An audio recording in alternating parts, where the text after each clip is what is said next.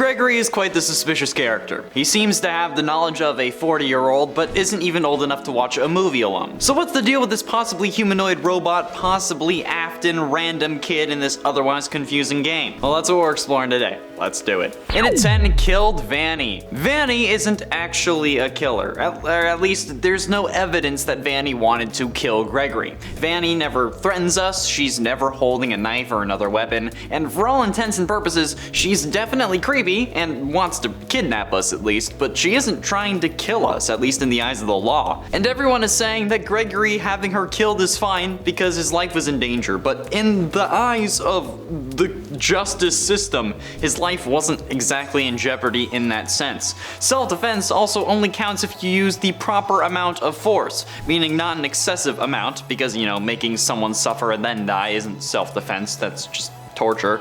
And giving the robots the command to tear Vanny apart like they tore Freddy up, because it's the same command, so the same thing would happen, is definitely classified as excessive, alright? Just imagine what happened to Freddy on a human. That's what happened to Vanny. So yeah, Gregory is definitely a cold-hearted killer in this scenario. And at 9, secret robot. The possibility that Gregory is a robot is still a thing at the time of recording. So let's talk about the random bits that make Gregory seem more like an animatronic than a human. There's the fact that he's literally smaller than a 4-year-old, however is able to speak full sentences and do literally everything he does in this game, which seems like he's a rogue robot that's been active for a long time. He also gets all CRT, glitchy red whenever Vanny's around, which is a similar effect to where you would put a magnet to an older TV. There's Freddy's shock as to how he sees Gregory after getting Roxy's eyes, and there's also the fact that literally nothing else makes sense about him unless he is a robot. It explains why he'd be homeless, it explains why he's so willing to kill, because he would have no moral code.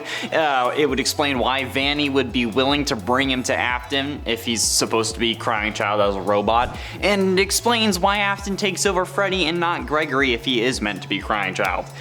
Basically, it makes this whole game make sense. So, is he a robot? Currently unknown, but it's certainly possible, and I feel like it's probably a thing. And at 8, help me. Very reminiscent of the Save Them minigame from earlier FNAF games. I'm pretty sure it's FNAF 2. In the poster for FNAF Ruin, you can see Gregory's face on the bottom left monitor, but the phrase help me underscore written in green lettering. This seems to me, at least, to indicate that we may have a potential plot brewing where we need to save Gregory and maybe Freddy as well from the collapse of the Pizzaplex, since we know that Gregory and Freddy are sitting on the hill in the final shot alone in the true ending, which means that if we do end up having to save him, our player character will most likely perish in the process. But this also means that we will not be playing as Gregory in this game, but that's just more of an indication as to why he could be the villain. The underscore in that text could also be another indication of Gregory being a robot, but it could also just be potentially a reference to a file within the DLC that could have some more secret information,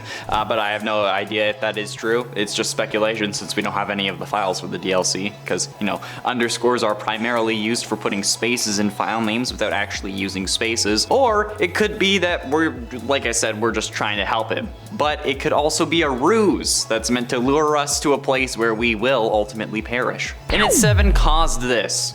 And honestly, okay, I mean, Gregory is the reason the DLC is called Ruin anyway, right? If he'd have just minded his own damn business and didn't go down into the basement of an about to open to staff Pizzaplex, he'd have been fine. But no, he decided in his infinite child wisdom that he's gonna do the stupid thing and take a one-way elevator ride, which caused the collapse of the Pizzaplex. And sure, you can argue that him leaving the Pizzaplex is the worst ending, but he doesn't know that in the context of the game, okay? Gregory, in the story of the canon ending, could have left, but decides to make stupid choices and gets into the sinkhole below the place, and then sets everything down there on fire and brings the building down on top of him. But somehow he survives despite needing help according to the poster, and then he makes it to a hill without the protagonist of the DLC. Seems sus to me. Alright, Gregory definitely vented to get out of there. Just saying. And at 6, no snitches. Okay, I don't know how Gregory survived security breach if he is not secretly evil. There were plenty of times that this kid could have gotten got, but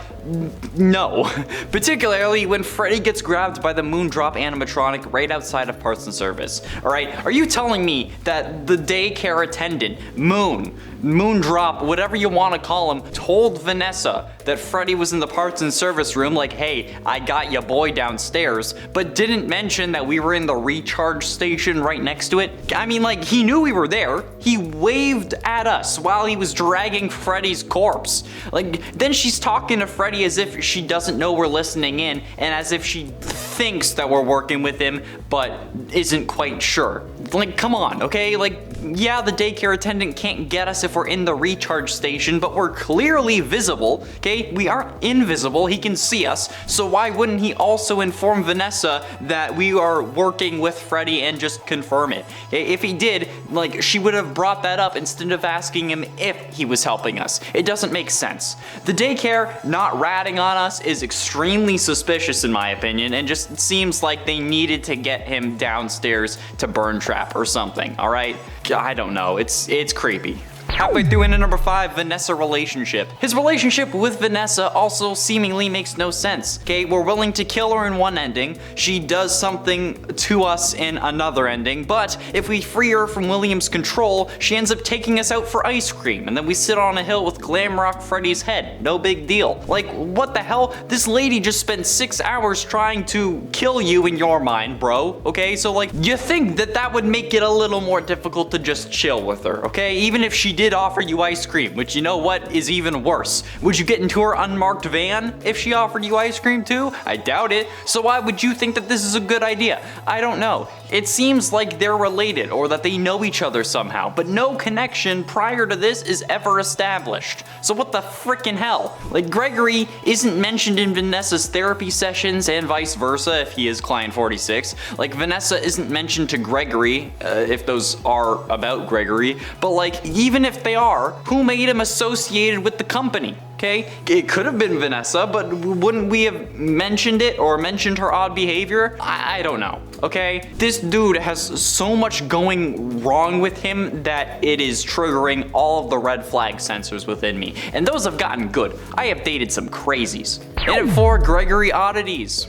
Now, building off of that, Gregory's height compared to his age has always been something that's bothered me. So to really calculate how tall Gregory is, I did the good old pixel measurement system off the Funko statue of Gregory and Freddy. Now, assuming that Glamrock Freddy's height is the same as Rockstar Freddy, which ends up being around 6.1 feet, that means that Freddy's 570 pixels in this instance, for the picture I was using, ends up being 6.1 feet, okay? That opening that Gregory is hiding in, when being generous at least, at my counting was 118 pixels tall. 118 pixels, which, keep in mind, was being generous, ends up equaling out to 14.21 inches or 1.18 feet. Going on various forums about children's car seats of all things, the government is definitely watching me now, I see that the torso length of kids, while greatly varying, does end up being larger than 14.21 inches on average. Even a 4-year-old ends up having a torso of 15 inches.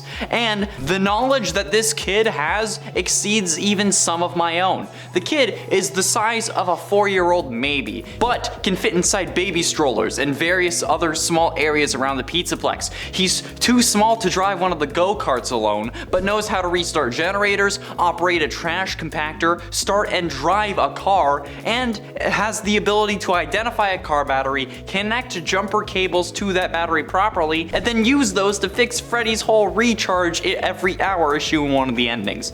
How the living hell does that make any sense? It doesn't. Bro.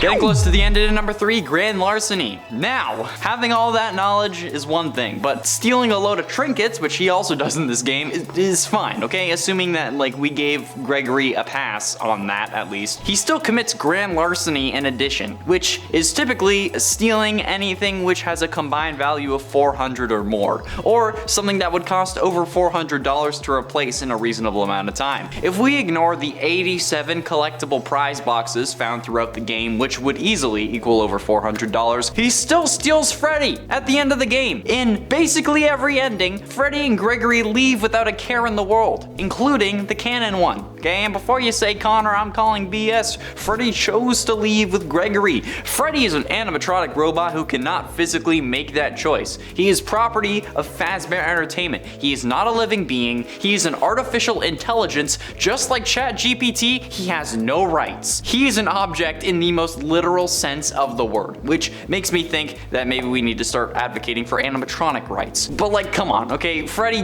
doesn't consent to Gregory climbing inside of him for the first time. And so, yeah, if you want to say that he had that choice, then you know what? Gregory violated his consent too. So either way, it works out as just Gregory being a bad person. Gregory, in theory, could be getting charged for the whole lot more than just grand larceny or stealing Freddy too. And if you tell me that you don't think replacing Freddy in a reasonable amount of time would cost less than $400, you need to leave this video, okay? He would be the most expensive one to replace. He's the star. He is the face, the name of the company. It is Freddy Fazbear's Mega Pizza Place, or Pizzaplex, whatever. But ultimately, at number 2, Vandalism. Not only does Gregory damage multiple vents and vent covers throughout the game, but the main objective of the game is also a crime. That's right, you heard me. Us upgrading Freddy and using the parts of the other animatronics that we acquire through destructive means is vandalism, or it would be considered destruction of property instead if you wanted to head in that direction. But either way, destroying these animatronics, despite them trying to get to us,